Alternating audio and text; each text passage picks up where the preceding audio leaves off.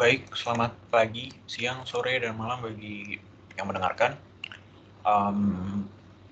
Pada kesempatan ini saya Giovanni Wira dari Program Studi Teknik Sipil Universitas Diponegoro ingin mempresentasikan mengenai penggunaan studi value engineering pada proyek rumah sakit dan perumahan. Di sini saya bagi menjadi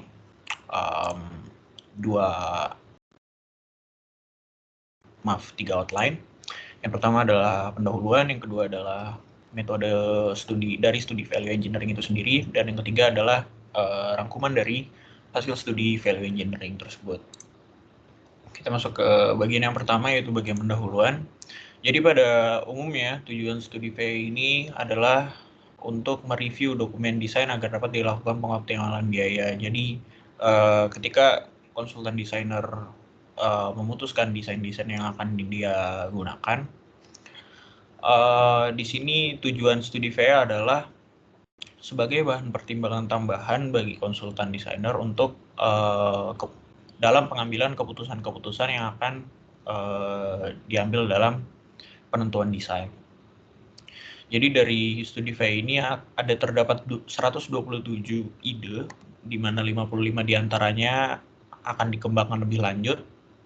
Sedangkan dari studi VE ini sendiri menghasilkan savings atau penghematan sebesar lebih dari 16 juta US dollar dan mendapatkan pendapatan tambahan dari proyek ini sebesar 265.000 US dollar per tahun. Oke, jadi setelah studi VE dibentuk, tim VE ini akan selanjutnya merekomendasi seluruh studinya agar dapat dikembangkan di masing-masing stakeholder. Jadi di sini ada 5 stakeholder. Nanti akan saya jelaskan satu persatu. Yang pertama dari sisi owner. Di sini owner diharapkan untuk melakukan peniadaan perumahan bagi para perawat dan persewaan ruangan pada rumah sakit. Lalu yang kedua, mempertimbangkan adanya biaya sewa kembali selama 20 tahun.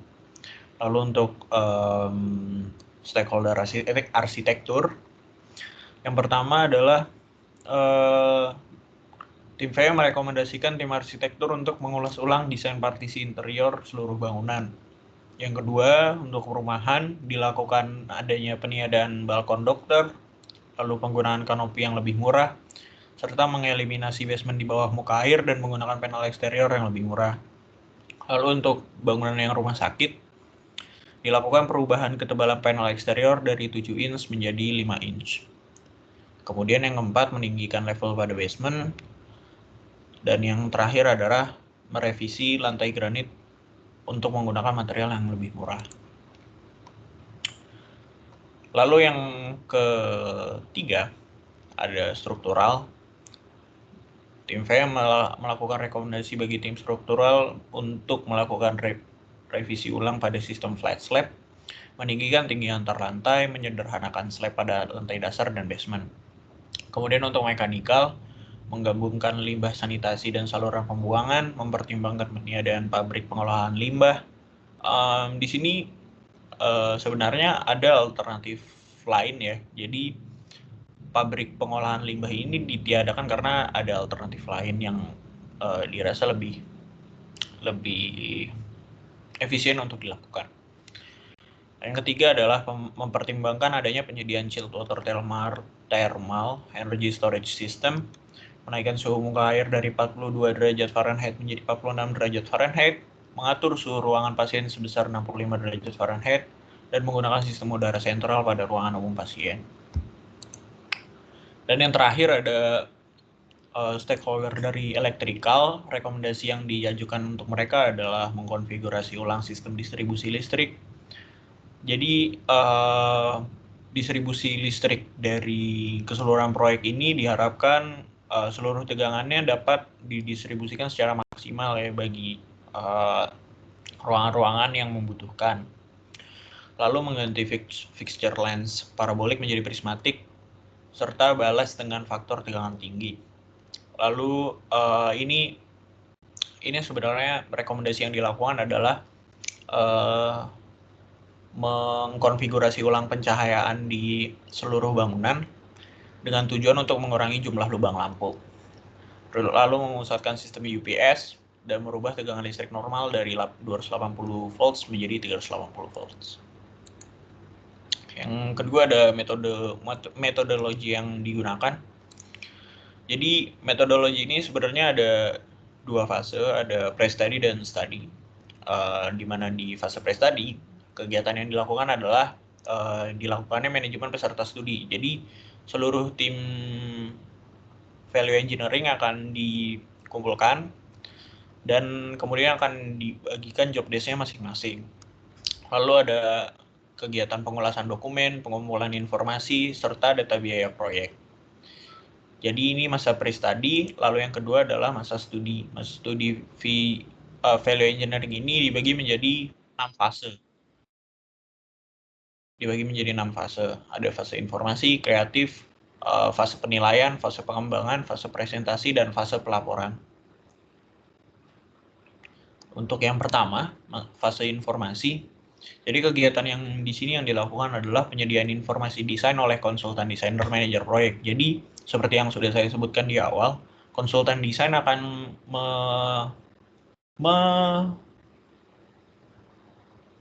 memberikan laporan kepada tim VE terkait keputusan-keputusan yang telah ia ambil dalam proses pendesainan bangunan. Jadi seluruh pertimbangan yang diambil oleh konsultan desain akan dipertimbangkan ulang lebih lanjut oleh tim VE untuk menghasilkan opsi yang lebih efisien.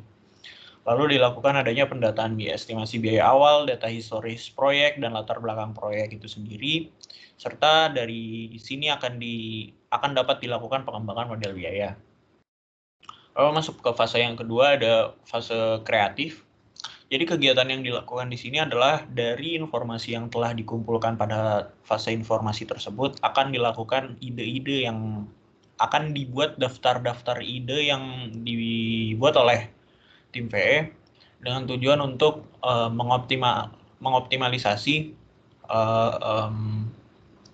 stakeholder yang ada dalam proyek itu. Jadi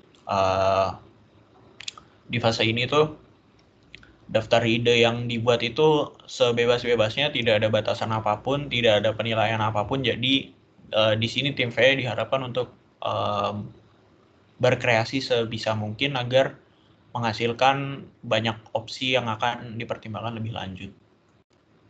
Seperti itu untuk fase kreatif. Untuk fase penilaian nanti dari setiap ide yang telah didaftarkan pada fase kreatif nanti akan dinilai satu-satu menggunakan matriks. Lalu dari matriks itu akan dilakukan pengembangan ide berdasarkan model ranking. Jadi nanti biasanya akan ada kategori-kategori yang ada nilai kategori-kategori yang memiliki bobot tersendiri untuk setiap ide, dan setiap ide juga memiliki bobot nilainya masing-masing. Jadi itu semua akan dibuat matriks serta dibuat rankingnya agar dapat menentukan ide mana yang layak untuk dikembangkan lebih lanjut. Itu judgment phase. Yang keempat ada development phase. Ini adalah tahap pengembangan. Jadi di tahap pengembangan ini nanti akan dinilai, setiap ide bukan dinilai berdasarkan matriks lagi, jadi nilai teratas dari matriks yang telah dibuat itu nanti akan dinilai berdasarkan pengaplikasiannya pada proyek. Jadi kalau misalnya dia mudah diaplikasikan, semakin memungkinkan ide tersebut akan diaplikasikan pada proyek. Lalu bentuk pengembangannya bisa dari narasi, bisa dari sketsa atau kalkulasi dan lain-lain. Ya, yang terakhir ada fase presentasi dan pelaporan. Jadi dari ide yang telah dikembangkan tadi di fase ini akan dilakukan briefing internal lebih lanjut kepada tim VE. Jadi sebelum tim VE ini melaporkan ke seluruh stakeholder terkait, mereka melakukan semacam briefing ulang dari ide-ide yang sudah dikembangkan, dinilai, dan didaftarkan pada sebelumnya. Jadi informasi yang akan disebarkan kepada seluruh stakeholder terkait akan lebih mudah untuk dicerna dan akan lebih mudah untuk dipertimbangkan oleh para stakeholder. Ya, seperti itu. Lalu masuk ke bagian yang terakhir adalah hasil. Jadi ini adalah hasil yang didapat setelah adanya studi VE. Jadi seperti yang sudah saya sebutkan di awal ya, ada 55 ide yang dikembangkan lebih lanjut. 55 ide ini nanti didistribusikan oleh ke seluruh stakeholder, ada arsitektur, struktural, mekanikal, elektrikal, sama peralatan medis. Dan di mana 55 ide ini nanti akan menghasilkan saving sebanyak lebih dari 16 juta US dollar, yaitu sebanyak sekitar 16.718 US dollar. Seperti itu. Di bagian ini juga ada pembiayaan masing-masing ya, dari arsitektur, struktural, mechanical, electrical, medical equipment, sehingga saving yang dihasilkan dari masing-masing stakeholder terlihat lebih jelas di sini. Di mana di kategori peralatan medis mendapatkan nilai saving terbanyak sebanyak 7.494.228 US dollar. Baik, seperti itu presentasi yang bisa saya berikan. Kurang lebihnya mohon maaf, dan selamat pagi, siang, sore, dan malam bagi yang mendengarkan. Terima kasih.